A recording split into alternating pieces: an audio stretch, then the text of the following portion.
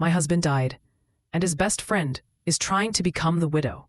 She's hijacking his memorial, lying about our marriage. My husband died suddenly and his delusional best friend is trying to hijack his memorial, told lies about our marriage, and is trying to make herself the widow instead of me. I'll try to make this brief.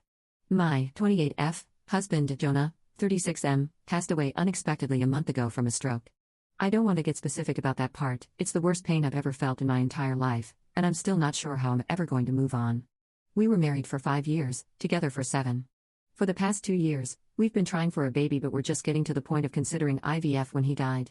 Jonah had a close friend in high school named Marjorie, 33F. Marjorie also ended up going to the same university as he did, and they spent a lot of time together during those college years. Jonah said that he liked Marjorie's company but never felt anything beyond friendship with her, which I totally believe. Jonah dated other women during that period but told me that several times Marjorie hinted that she wanted him to ask her out. She also joked about wanting him to be her plan B in case she didn't meet someone and get married by 30. By the time I started dating Jonah, he had moved a couple of hours away from his hometown and Marjorie. Despite this, Marjorie immediately began finding excuses to come to our town and hang out, which usually involved her encouraging us to go drinking and then her passing out on the couch at Jonah's apartment. I didn't mind her for the most part, but she had a habit of saying things like, "You know you ruined our marriage pact, haha," and pointing out all the things that she knew about him, like what he took in his coffee, his favorite bands, etc. Over the course of our relationship, and especially after we got married, Jonah definitely put some distance into his relationship with Marjorie. He confided in me that he felt he had outgrown her and that they really had little in common anymore. He stopped responding to her invitations to hang out as often, though he would occasionally call to catch up out of guilt, especially when she would text him or leave messages saying she was so sad he was ignoring her and the like. But now he's gone. I had him cremated, like he wanted. We haven't done the memorial service yet, it was too hard for me to even imagine the first couple of weeks, and I also wanted to give time for some out-of-state people to make travel plans. The memorial is this weekend. However, 2 weeks ago, I received an email from Marjorie, sent to around 60 people, including Jonah's family, saying that she was holding a memorial service for Jonah in the town where they grew up, the day before his memorial here. I was completely blown away, seeing as she hadn't mentioned anything to me or even attempted to call. Along with the details, the email said that she was planning the memorial in light of the fact that no other service had yet been held in his memory, and he deserved to be laid to rest with honor. For the record, she was invited to the memorial I've been planning and knew it was happening. I called her, of course, and told her that while I appreciated her willingness to help with Jonah's goodbye, I was already planning a service for him that would involve all of his family and friends. She immediately went on the defensive and said that she had only started to plan a service when she realized I wasn't willing to do it in a timely manner. I told her that the timing wasn't her choice to make, but that if she wanted to have a memorial of some kind, to please just add on the invitation that his official memorial was going to be held this weekend. She said fine. I sent a message to all of Jonah's invited friends and family to make sure they knew the real service with both of our families was going to be here, and then just washed my hands of the whole thing. This week, I received a message on Facebook from Jonah's cousin, saying that Marjorie, who has apparently blocked me on Facebook, created an event for Jonah's official memorial service, her memorial, and invited everyone she possibly could. I've been getting blown up with emails asking which day the memorial is and where. I'm honestly furious, I don't have the emotional energy to deal with this. I ended up putting a post up on my wall, reiterating the date of his service here and asking people to please share it. Thankfully, I think the older members of the family don't use Facebook or email very often, so most of them haven't been confused, but a lot of people now think that Marjorie's service is the real one. I called Marjorie again, asking her to add an addendum to her event saying that his actual memorial was going to be here. She told me that Jonah would have wanted it this way and that if I couldn't appreciate her efforts, I wasn't invited to say goodbye to Jonah. I told her that was fine, seeing as I'd already said goodbye to Jonah when I held him as he died. She hung up. Apparently, she's now spreading information to her mutual friends with Jonah, saying that he was planning on leaving me because I wasn't able to conceive. She also said that we had approached her to carry a baby for us, all absolute lies. His cousin sent me a screenshot of a text where she said that Jonah always thought we would have the cutest baby together and that Op doesn't understand how much he wants children. I'm at a loss as to what to do. I don't care what she says about me, but she's now tarnishing my husband's memory, especially by saying that he wanted a divorce. Jonah would never have left me, and anyone who knows him at all knows that we were committed to each other above all else. I need to figure out how to tell this woman to FCK off without encouraging her to spread more lies. And I also want to just forget the whole thing and crawl in bed and never get up again. Help me, please. /relevant comments. Commenter. I'm so sorry for your loss. I can't imagine the pain you must be in right now. Marjorie sounds completely insane and malicious. If I were in your shoes, I'd be very tempted to go scorched earth on her, but that wouldn't be the most constructive approach here. So here's what I do instead. Send an email to all of the guests you've invited to attend the actual memorial service stating, just to reiterate, the service will be held at X location on Y date. Do not mention Marjorie, her lies, or the second service. Contact the funeral home and see what can be done to pull the plug on Marjorie's service. Delete and block this woman on all forms of social media, email, your phone, everywhere. Content yourself with the knowledge that if any of Jonah's and Marjorie's mutual friends have half a brain, they'll understand she's out of her mind or at least being outrageously inappropriate. Update 2 days later. I apologize for not updating sooner, but a lot happened over the last couple of days. Thank you to everyone who offered help and advice.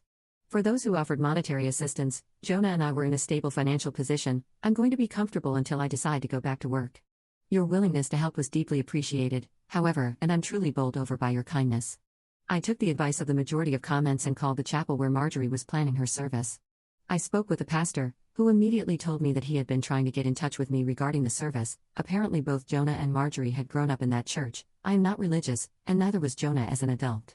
My voicemail has been flooded, so it's definitely plausible that I overlooked his call. He immediately expressed how sorry he was to hear of Jonah's loss and said he had received my contact info from Jonah's great aunt, who still attends there. He said he was surprised when Marjorie asked to have a service for Jonah, but she had claimed that Jonah and I were separated and I didn't want to be involved. He had been trying to follow up with me, but obviously, that didn't happen. He was very apologetic and said that we could cancel the service or move forward in any way that felt right to me. He said that he knew the church members would appreciate the service, since many of them remembered Jonah as a boy, but obviously Marjorie would no longer have a role. I agreed that the service could go forward. He called to speak with Marjorie after our conversation and informed her that she was no longer welcome to participate in the organization of the service after her behavior.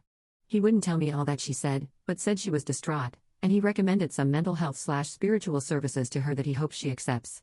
She apparently apologized for lying and asked to speak with me, but I declined. I feel bad if she's truly contrite, but I just have too much on my plate right now. We had 2 beautiful services for my husband, first the one at his hometown church, and then the non-religious one that I planned. Everyone who came wanted to honor Jonah, and that's all that really matters. I was told a dozen stories about him that I'd never heard before, and I laughed so hard I cried, then cried some more. My cousin was on the lookout for Marjorie, and I honestly didn't think about her the whole weekend. She turned up for the first service, and then the pastor ended up speaking with her, unbeknownst to me. My cousin says he was sympathetic but firm and told her that her presence there would be inappropriate. Surprisingly, she left without fuss. I'm still not sure the situation is entirely resolved, but I got to lay my husband to rest in the way he deserved, and that's the most important thing to me right now. Thanks, everyone, for your support. Top/relevant comments. Commenter. I'm glad the pastor is such an awesome, compassionate person, and that you were able to memorialize your husband with people who cared about him. Ops response. I definitely expressed my heartfelt appreciation to him. I tend to be uncomfortable in religious settings, which is why I immediately told him that I'm not religious, but I was really moved when he said, that part doesn't matter right now. You loved your husband, and there is always a place for love here. I teared up, I admit. Second update 4 months later. I'm not sure if anyone will remember this post, but I thought I would update since it's been a few months. I haven't been checking my inbox, and I'm sort of amazed I remembered the password at all, but I appreciate all of you who sent encouraging messages. It means a great deal to me. It's been around 5 months since Jonah died, and honestly, it still feels like I'm waking up and living the same day over and over again. I'm in therapy, but the feeling of grief has not subsided whatsoever. Everything reminds me of Jonah, and I still feel like half of me is gone. I'm considering moving out of the country, or at least to a different state, but I also feel like a piece of Jonah is here in the house where we lived. Even worse, Marjorie has still not disappeared. I deleted my social media a couple of months ago in an attempt to simplify my life, but my cousin, who also knows Marjorie, let me know that she has been recently posting photos of herself on Facebook, with Jonah. Some were from several years ago, but she was saying things like I still miss my man every day and I can't wait until Jonah's baby arrives. She is apparently pregnant and claiming that the baby is my husband's. She has also photoshopped his face onto several photos, some on another shirtless male posing semi-suggestively with her.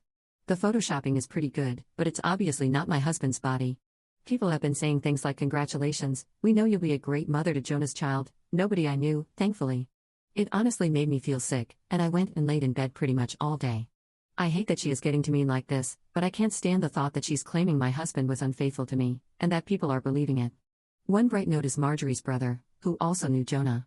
On one of her recent posts, he commented, WTF Marjorie? I spoke to Jonah like 2 weeks before he died and he said he was trying for a baby with Op. You guys were just friends.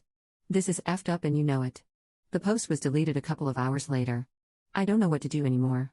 I don't have the energy to battle with this woman, but I'm infuriated and hurt by this blatantly disrespectful pack of lies that she's spreading. My cousin called her and asked that she remove the photos, but she apparently said that op can go to hell. She just doesn't want to accept that Jonah wanted a baby with me more, and she couldn't give him one. I'm lost. What can I do about this? It seems like all I can do is sit and watch this crazy woman try to convince Jonah's friends and family that he never loved me. Top/relevant comments. Commenter. This is what you should remember when her delusions get to you, even her own family knows she is crazy. What you and your husband had together doesn't need to be photoshopped and lied about on Facebook, it was real. Every single time that fool has to Photoshop a picture in order to fabricate intimate memories, she is reminded that you are the one who actually got to experience them. You won, and there's not a day that goes by where Marjorie forgets that. Third update 2 weeks later. A lot has happened since my last update. Hopefully, this will be the end of the story. Marjorie's brother became very concerned after speaking to me and apparently questioned Marjorie extensively about her behavior. She continued to claim that she was pregnant with Jonah's baby and that they had a lengthy affair, but the details didn't add up. The brother knew Jonah pretty well and was generally aware of his work schedule, etc. She said they were meeting at a hotel at lunchtime 3 days a week, but he knew that Jonah came home for lunch with me every day. Stuff like that. He went home late that night to sleep on it. After he went home, Marjorie came over to see me at 3 a.m. She started screaming at me to come outside, saying that I had ruined her relationship with Jonah and how happy they were before me, etc. I called the police and her brother, who both arrived around the same time. She pushed the police officer who tried to ask her what was going on and was immediately arrested. I felt bad for her brother, but he just apologized to me repeatedly. Marjorie yelled expletives and tried to demand special treatment because the police were apparently hurting her baby by keeping her in the car. I gave a statement, and they left. Not exactly sure what happened after, but her brother says she is now under psychiatric evaluation and is apparently struggling with a mental disorder that he wouldn't name. She has apparently not taken her meds in 2 years. I didn't ask for details, but it seems she is going to get some help. I'm not pressing any sort of charges. Her brother also linked me to his post on social media, where he made it very clear that Marjorie has been having some difficulties, and absolutely none of what she said about Jonah is true. I'm glad this seems to be over, but I've decided I need a fresh start no matter what. I'm looking for a job out of state, and I'll be doing my best to leave my life with Jonah behind. Thank you all for your help and encouragement. Top/relevant comments. Commenter. This is the best update possible. She was a few months shy of stealing a baby from someone's shopping cart. Her delusion had to be shattered, and this was the only way. I hope her being ill actually helps you cope with all of the disturbance she's brought to your life. On a personal note, I lost my partner too. So, naturally, I deeply sympathize with your pain. A lot of people would say that moving doesn't help, and to an extent, that's true. But I get you. I can't set foot in the town we lived in, which is really sad for many reasons. But it is what it is. Moving away from the memories isn't a bad idea. It is hard to heal when you are constantly driving past places that evoke memories. So, good for you on deciding to move. I wish you well with all of this.